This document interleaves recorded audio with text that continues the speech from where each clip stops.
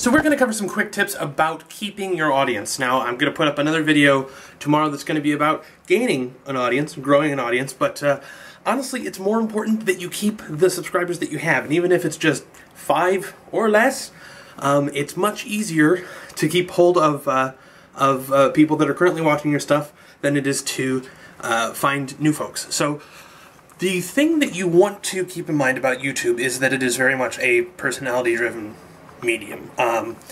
It's that regardless of the level of your content, regardless of whether you're a whiz at editing or whatever, people are here to see you, and they want to interact with you, and they want to feel like they have a personal relationship with you. And I'll be honest, I was a little nervous about posting this because I don't want to come off as just Machiavellian, as you have to convince them that you're being honest. Unless you're an award-winning actor, you just have to be honest. There's no way to convince people that you're being honest that they won't see through.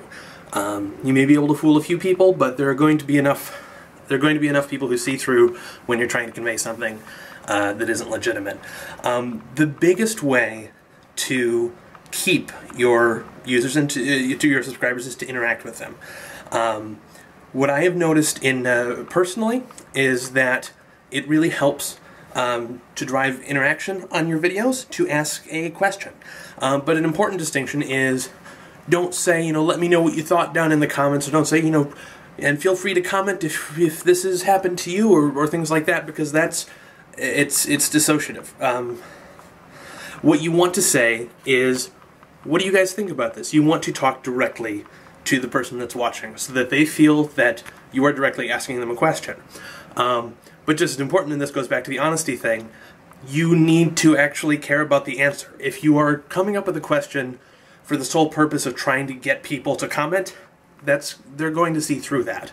And in the same vein, if you don't reply to comments, they're going to see through that. I firmly believe, at least up until my level, which is just under 2,000 subscribers, you should never be afraid to comment too much.